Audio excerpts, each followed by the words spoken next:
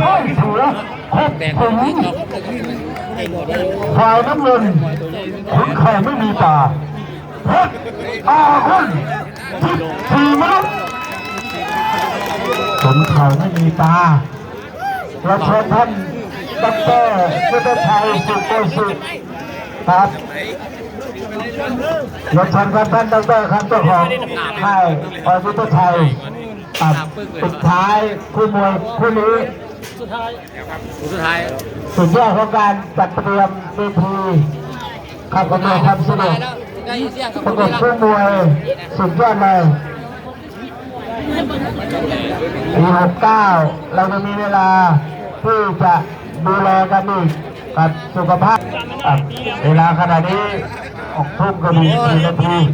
ได้เวลาพอดีเลยล่ะเอาละคู่นี้คู่ปิดสนามกับเชิญครับพี่เสรีครับครับสุดท้ายรายการของวันนี้ครับแฟนผู้ติดตามที่อยู่ทางบ้านนะครับอยากให้สด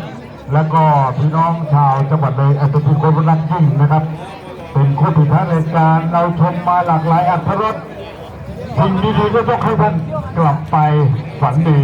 สิ่งที่ไม่ดีเราจะเอาไปทิ้งนะครับตัดทิ้งไปหมดเลยเอาบรรยากาศที่ดีๆนะครับเพื่อโอกาสข้างหน้า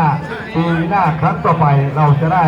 ร่วมกันสร้างสรรค์บรรยากาศในการชมโดยนะครับก็ให้กำลังใจสำหรับท่านผู้นำของจังหวัดของเรานะครับทุ่มเทสุดหัวใจก็คือท่าน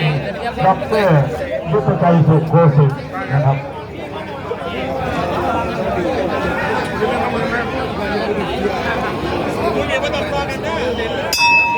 โอ้นั่งดีๆเด้อ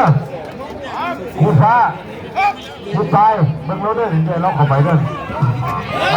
มันหลายอย่างครับหลายอย่างให้เราได้เห็น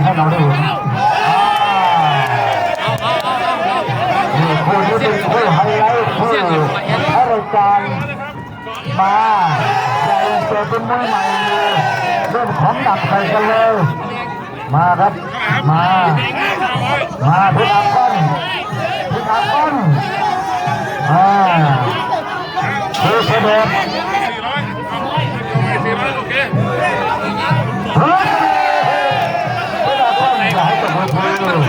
ระวังมาเลยครับ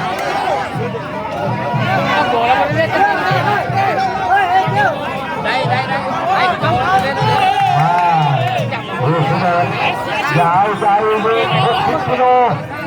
คุณผู้ชมรายการมาเอาจอดทับต่อกันเลยเอาเลย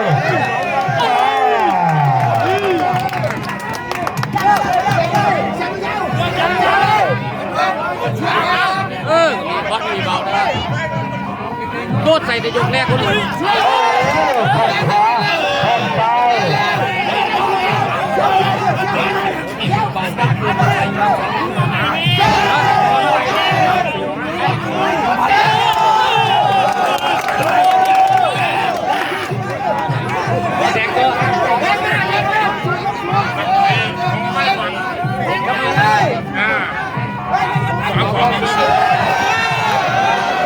เอาลูกแล้วเปิดแล้วมาเนี่ยเอาเสียอะไรครับเสียต้นมายกสุดท้ายยกแรกกดจบที่1จากตรงนี้แล้วก็ไปวันที่8 มีนาคมนายกอบต.วังสมภูมิท่านประสิทธิ์ทองเติมที่ปรึกษาชมรมชาวปากใต้คนจังหวัดเลยของเรานะครับและก็แฟนเพจเลยไทยออนไลน์ยูทูบเลยไทยออนไลน์ร่วมกับสิงคโปร์นะครับเพื่อนของสิงคโปร์ไลฟ์สดให้FDมาชมอยู่มัน2,000 กว่า 3,000 นี่แหละของผมอ่ะไม่เยอะแต่นี่ที่อยู่มา 5,000 มาครับเอาเลยจะดูมา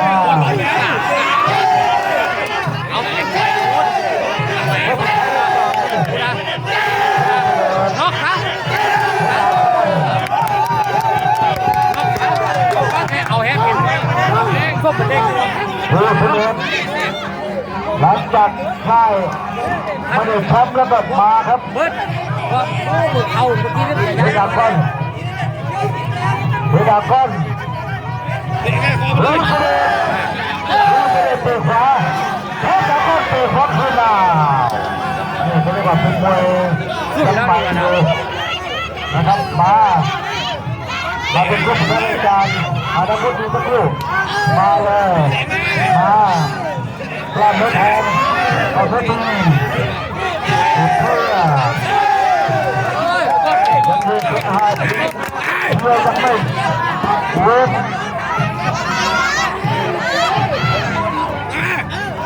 มาโอ้โหเบิดเป็นไหวเนาะแข่งเป็นไหวเนาะกูได้เข้า ยุบ ซ้า แล้ว ย แล้ว เข้าซ้าย แล้วแล้ว โอ้โห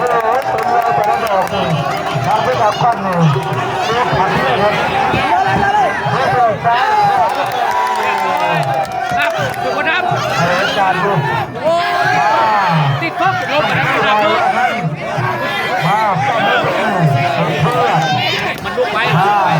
สอนเพื่อเงินพ่อ เต็มมาเดี๋ยวก็ลุกแล้ว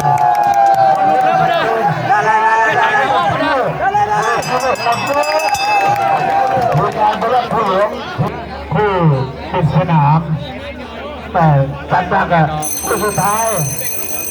อาวุธหนักทั้งนั้นเลยเอาเลยยกสามนะยกนี้เลยเอาละจัดหนักจัดเต็มจังลายกสักยกสามเอาเพิ่มผู้ในการประนอมเลยครับขอบคุณครับพี่เสรีครับวันนี้พี่เสรีต้องเดินทางกลับนะห้ามนอนที่เมืองเลยคนสั่งไปสั่งมาให้สั่งบ้านเลยนะเอาละป้ายกสาม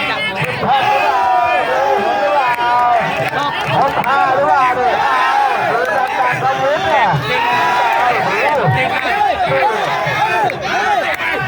เขาคือจัดหนักจัดเต็มลุกมาไอโอกาสเลยยังอยู่ที่กลางเวทีนะโอ้โหยาวหมัดยาวเล่นแข่งกันหน่อยอุ้ยสะเด็ดตั้งไงเอาละอยากได้ดูเอาลองได้สุดยอดเลยว่ะสองไม้ดีสองไม้ดี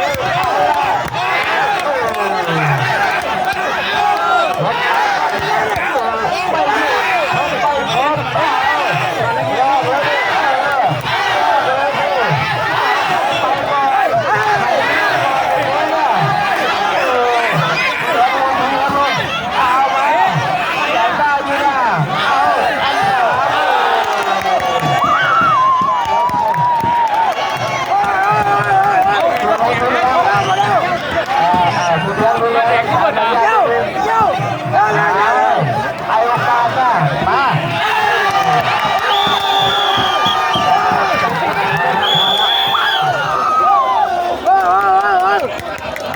เอาแล้วพัฒนาขอโทษขอโทษกันนะครับให้กำลังใจเพื่อนให้ขอโทษครับหลังจากพบกันแล้วก็เป็นเพื่อนกันนะครับ